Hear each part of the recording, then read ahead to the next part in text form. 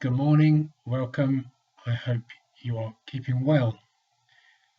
This is a short reading and a reflection to help us during our live stream service that will happen on Wednesday, the 29th of April. For those who don't know me, my name is David Gillard, Vicar of St Elizabeth's Church. It's lovely to connect with you in this way this morning. So a reading that's been set by the International Church for us to think about today. One of those readings is taken from the book of Acts, which can be found in the New Testament part of the Bible. Acts chapter 8, the first 8 verses. On that day, a great persecution broke out against the church at Jerusalem, and all except the apostles were scattered throughout Judea and Samaria. Godly people buried Stephen and mourned deeply for him. But Saul began to destroy the church. Going from house to house, he dragged off both men and women and put them in prison. Those who had been scattered preached the word wherever they went. Philip went down to a city in Samaria and proclaimed the Christ there. When the crowds heard Philip and saw the miraculous signs he did, they all paid close attention to what he said. With shrieks, evil spirits came out of many, and many paralytics and cripples were healed. So there was great joy in that city. So, that story taken from the book of Acts in the New Testament. It tells the story of Saul, who later changed his name to Paul. He was a central figure, we read there, in persecuting the church. It tells the story too of Philip, an early church leader, who was not one of the apostles, who now, because of the persecution in Jerusalem, had moved to Samaria. As the reading describes it, Philip proclaimed the Christ there. We heard too of the response. Many people who were then prayed for discovered God's given healing and wholeness through those moments. Time has moved on from that first Easter, and the early church, as we read it now in Acts, is separated from the Jewish tradition. Some Jewish leaders wanted to stop the early church from affecting their well-established Jewish belief, and so there were those who had been physically harmed. Literally, they were driven from the city of Jerusalem, where the risen Jesus was first encountered. For those followers of Judaism, Jesus' resurrection was such a threat that physical action had to be taken to prevent it becoming a great threat to them. This was both a religious and political reaction. Remember that Jerusalem at that time was under the occupation of the Romans, and a new religion would have, and did, unsettle the status quo.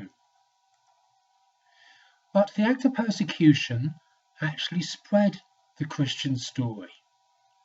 Philip found himself in Samaria. That was a real no-go area for an upstanding Jewish person to be, so in some way he was safer there. Philip finds himself there, and he simply carries on doing what he would have done if he had still been living in Jerusalem, telling Jesus' story. And so Jesus' story is told, and through subsequent prayer, Jesus' power is demonstrated, and those affected by that story and by that demonstration of power become new followers of Jesus. So was that persecution a good thing? Clearly not for those who were persecuted.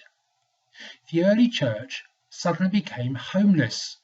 Many suddenly became like refugees, travelling, telling God's story as they went.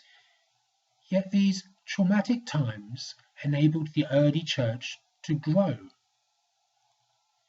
You will have noted that Saul, who later became the major early church leader, Paul, was a significant persecutor of the young church. Saul was a leading Pharisee. That was a group within early Judaism who followed all the religious rules to the letter. You could say he was a real religious keenie. With that as his background, you can perhaps understand why he would be a key persecutor. He saw it as his duty to keep his belief as pure as he could.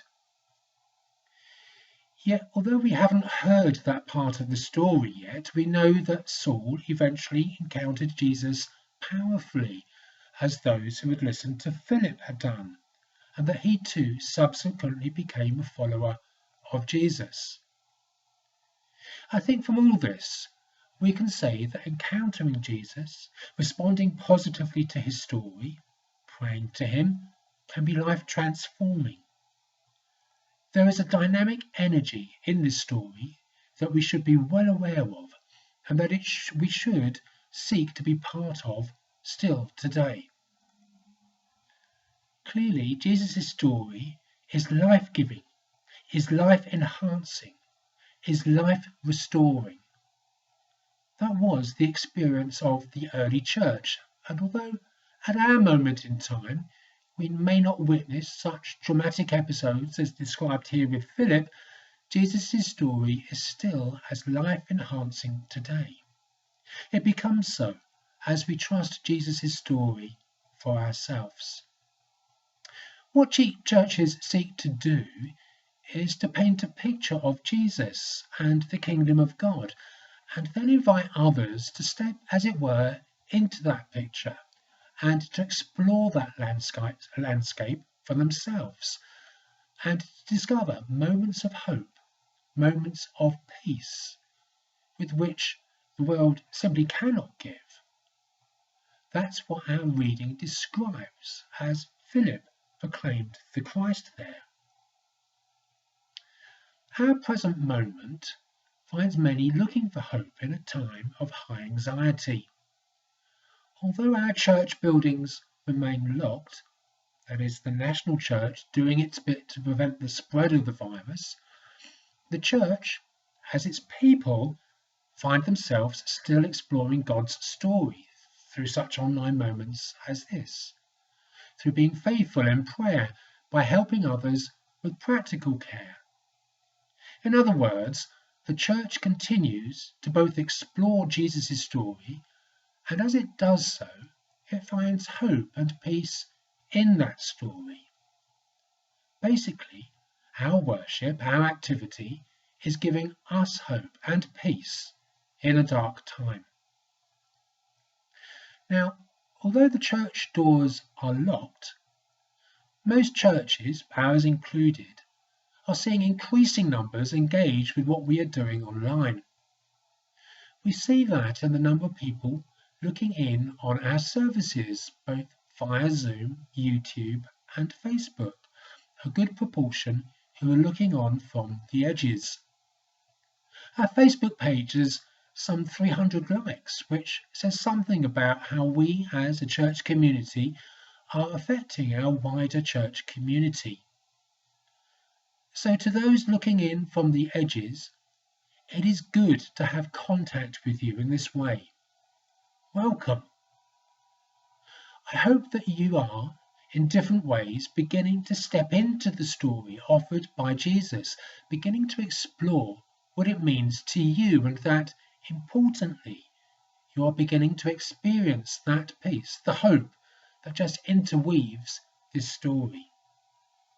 May you discover today, over coming days, just like those listening to Philip's experience of Jesus, more of that hope and peace that Jesus places before you.